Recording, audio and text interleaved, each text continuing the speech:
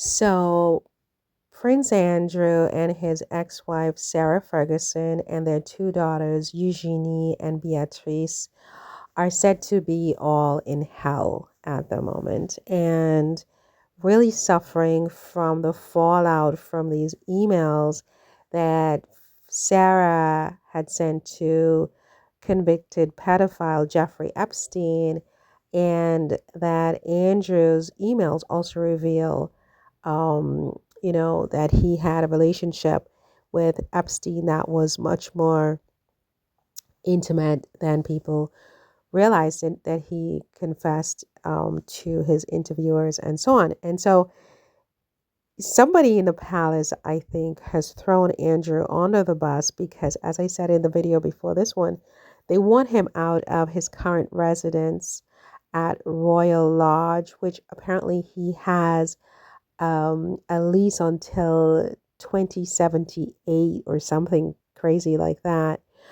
And the lease is with a separate entity from the palace. I forgot what it's called. The lease is with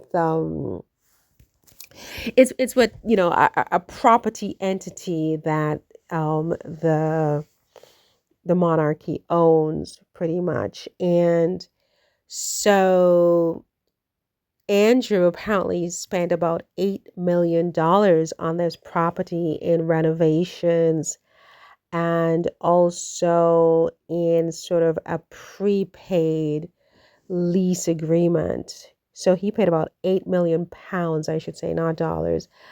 And with that arrangement, it means that he no longer has to pay an annual or monthly rent on the property.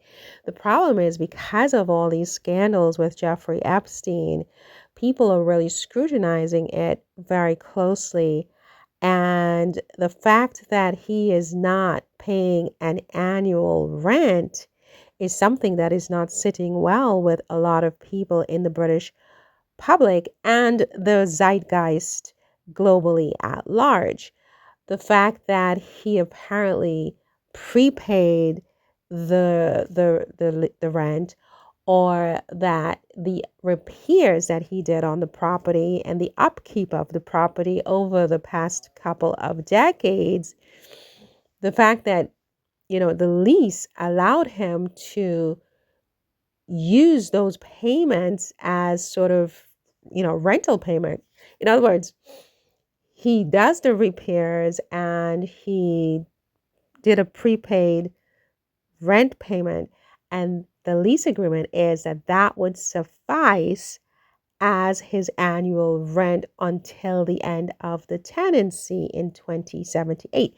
But the thing is that nobody cares about that. Nobody cares about that when they're piling on. Nobody cares about that when he drops into a sewer because of past bad judgment. And so now there's mounting pressure for him to either voluntarily leave his leasehold at Royal Lodge, or for his brother King Charles to kick him out of the property one way or another, or if that fails, for public pressure and for the jury of public opinion to force him into exile, not only out of Royal Lodge, but as I predicted, out of England itself. Some people are saying that he should move to his property in Abu Dhabi. Others are saying that he should move to Switzerland. I think he had a Swiss chalet in Verbier, but I do think he sold that. But apparently him and his wife, Sarah Ferguson, still have property in Switzerland, and it's possible that they will be forced into exile there. Now, Sarah also had a house in Belgravia, which is a posh area of London, which apparently she bought recently, like maybe 3 years ago. And she recently sold that amidst this Epstein scandal. And that property, I think, has some special provisions that it cannot be sold without the signature of their daughters, Eugenie and Beatrice. But all that being said, all of this is having a really bad impact on Eugenie and Beatrice, for one thing. People are starting to look at them askance. And, because it has been revealed that they went with their mother to see the disgraced Epstein after he was released from prison, knowing that he was a convicted pedophile. And so people are starting to, give them the side eye, the two young women. So it is also said that as a consequence, their mother, Sarah Ferguson, is in hell. She's in literal hell.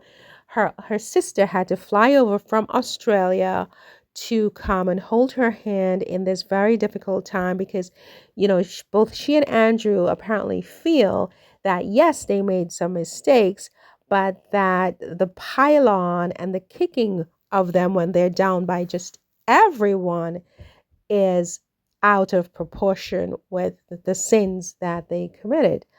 Um, Look, what can I possibly say? I mean, the way they treat Harry and Meghan and the pylon that, the press and some members of the zeitgeist have treated Harry and Meghan, um, you know, I can't, I mean, Andrew and Sarah never said stop, So why should I feel bad for Andrew and Sarah? I don't know. I feel bad for Andrew and Sarah, but don't tell anybody I said that, okay? I feel bad because I do think that obviously Andrew exercised very, very poor judgment, especially for someone in his position who had so much to lose. That was poor judgment to say the least, right?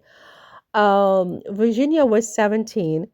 In some jurisdictions, 16 is the age of consent. You know what I'm saying? So I can't really, in good conscience, prostrate myself on the floor in horror that, a 17-year-old, engaged in intercourse, right? She was a minor pursuant to I guess, where did this occur? Was this in England? Was it in New York? I don't even know at this point. But I mean, this man, interfered with a minor. She was 17. It's a problem. It's against the law. If it's against the law, it's against the law. At the same time, I mean, and do excuse me, but I have to say this. I can't not say this. I mean, in many jurisdictions, the age of consent for this kind for blah blah blah is below 17. A 17-year-old, with all due respect, and this is not a laughing matter, but with all due respect, a 17-year-old, I mean, most of them that I have met can consent to sexual activity. I mean, I'm sorry. Okay. Now, that said, he has so much to lose. He's a prince, etc. You need to be careful. You need to do a passport check, an identity check, okay? You need to make sure that people are of age when you are doing this. I mean, even if they look like they're 35, you can have a 17-year-old that looks like she's 35. I see it all the time. It's amazing. That's sad. What he did was wrong, but at the same time, the pylon. I mean, look, this woman was not exactly 12. They're acting like this was a 12-year-old, right? That he absolutely violated. And I'm sitting over here thinking to myself, listen, listen, listen, okay? She was a minor. It's against the law. He broke the law. There should be consequences. But she was not 12, right? Let's have some perspective here, okay? Let's have some perspective here. Let's have some perspective. I mean, look, shoot me if you want. Let's have some perspective, okay? She was 17. People get married at 16 and have babies. Excuse me, okay? That's it. And in some jurisdictions, it's quite legal. You can consent at 16, right? So for me, I can't sit here like, screaming that, what a monster for having an intercourse with a 17-year-old, because so many people are so much younger and it's quite legal in many jurisdictions. Well, I can't believe I'm defending Andrew. I'm not defending Andrew. I'm just saying that these stone throwers, right, who are, so relentless, I mean, look, hello, excuse me.